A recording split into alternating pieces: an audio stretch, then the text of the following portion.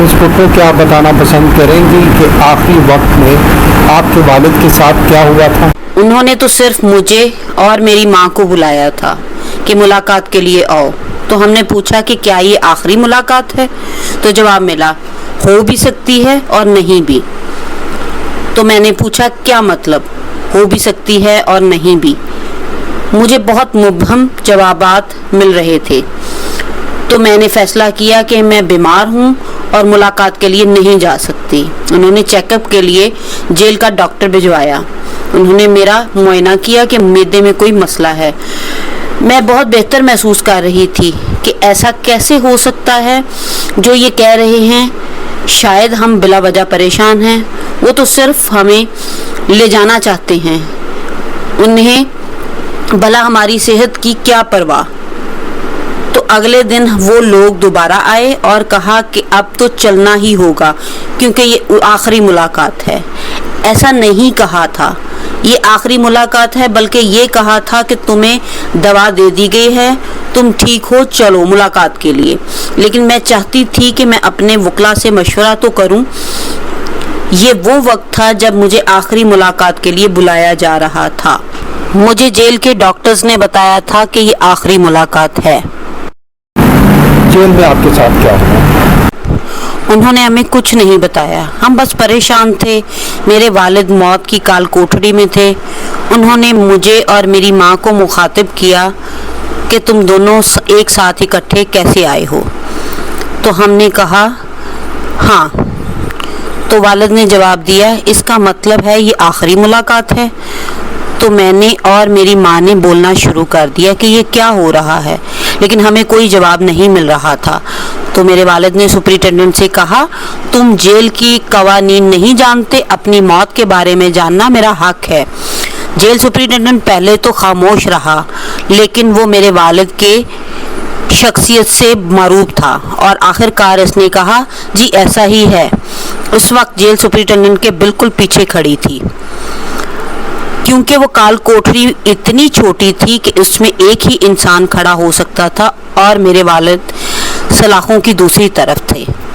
والد صاحب نے کہا اچھا چلو ٹھیک ہے ایسا ہی صحیح. والد نے پوچھا کس وقت؟ تو جواب ملا صبح 4:30 بجے. تو والد صاحب نے کہا میں اپنے خاندان کے ساتھ کچھ مزید وقت گزارنا چاہوں گا. تو جواب ملا نہیں جناب، آپ کے پاس ملاقات کے لیے صرف آدھا گھنٹہ ہی ہے.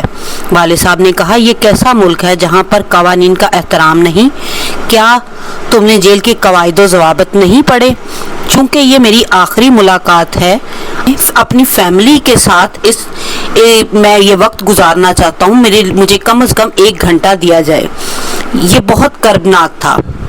اب جب میں اس وقت کے بارے میں سوچتی ہوں میرے والد تو بہت پرسکون تھے. انہوں نے خاندانی امور پر بات چیت کی، انہوں نے پارٹی معاملات پر بھی بات کی اور میں ان کے چہرے کی طرف دیکھتی رہی. پھر ہمیں کہا گیا ملاقات کا وقت ختم ہوا. میں نے کہا میں اپنے والد کے گلے لگ کر انہیں الوداع کہنا چاہتی ہوں. وہ اس ملک کے صدر رہے، وزیر اعظم رہے. وہ بھارتی قید سے پاکستانی فوج کو چھڑوا کر لائے، لیکن انہوں نے میرے لیے جیل کا دروازہ نہیں کھولا. میں آخری بار ان کے گلے لگ کر رونا چاہتی تھی. بس ہم بغیر ملے ہی واپس آ گئے اور موت کی الٹی گنتی شروع ہو گئی. کسی اور کو خبر نہیں تھی کہ ہم پر کیا پہاڑ ٹوٹا ہے. میں ان کے لیے کچھ کتابیں اور کاغذ لے کر گئی تھی. ان کے پاس تو لکھنے پڑھنے کا سامان بھی نہیں تھا. یہ سب ان سے 1 ہفتہ پہلے چھین لیا گیا تھا. میں نے ان سے کہا کچھ رکھ لیں، آپ کو کچھ پڑھنا چاہیے. تو انہوں نے کہا میرے پاس میرا تفکر ہے. ایک وقت آئے گا جب سب تک یہ پہنچ جائے گا. اور ایک چیز اور جو انہوں نے مجھ سے لی وہ شالیمار تھا. یہ پرفیوم تھا. انہوں نے یہ میں اس لیے استعمال کرنا چاہتا ہوں. یہی وہ آخری چیز تھی جو ہم نے ان کو آخری بار گفٹ کی تھی. میں نہا دھو کر جانا چاہتا ہوں. یہ دنیا بہت خوبصورت ہے، یہ دھرتی بھی بہت خوبصورت ہے. میں چاہتا ہوں میں خوشبو لگا کر اس کی آغوش میں جاؤں اور میں ایک لیجنڈ کی طرح دنیا کو الوداع کہنا چاہتا ہوں. لہٰذا میں نے فیصلہ کیا ہے کہ میں اپنے ملک، اپنے گاؤں اور اپنے لوگوں میں واپس جاؤں گی، کیونکہ میں انہی میں سے ہوں اور انہی میں جاؤں گی۔ وہ تو بہت پرسکون دنیا سے چلے گئے، اگرچہ مجھے نہیں پتا کہ وہ کیسا محسوس کر رہے تھے۔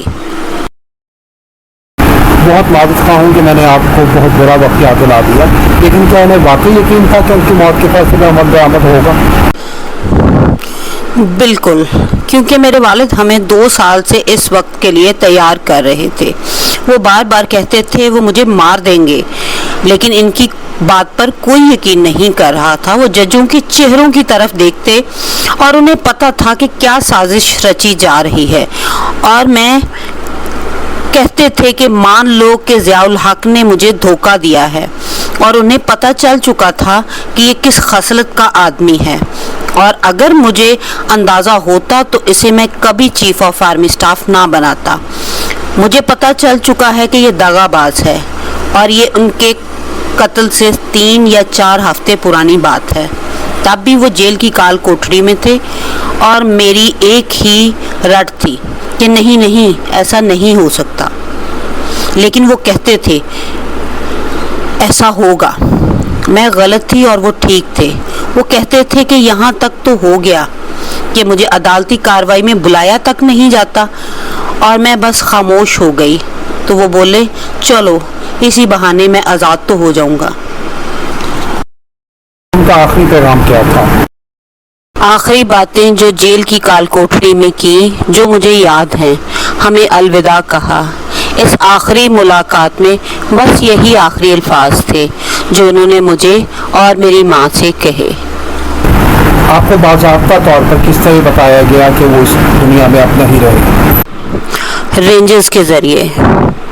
اگلی صبح جیل کا عملہ آیا۔ وہ ناشتے کا پوچھ رہے تھے۔ ایسے وقت میں کھانا پینا کیسے یاد رہتا ہے؟ لیکن میں نے ان سے کہا کہ چیئرمین صاحب کو اب تک قتل کر دیا گیا ہوگا۔ میری بات سن کر وہ سب بھی غمزدہ ہو گئے۔ وہ پھوٹ پھوٹ کر رونے لگے۔ اسی دوران ریڈیو پر اعلان ہوا کہ میرے والد کو قتل کر دیا گیا ہے۔ اس کے بعد کیا ہوا؟ میں وہاں خاموشی سے بیٹھی رہی، اور کرنے کو کیا بچا تھا؟ بس بیٹھی رہی۔ اس سے برا کیا ہوگا جو اس سے پہلے انتظار کے کربناک لمحات میں 8 گھنٹے، 7 گھنٹے، پھر 6 گھنٹے ان کے ساتھ کیا ہو رہا ہوگا۔ وہ بہت کربناک تھا۔ رات کے 2 بجے تو برداشت سے باہر ہو گیا تھا۔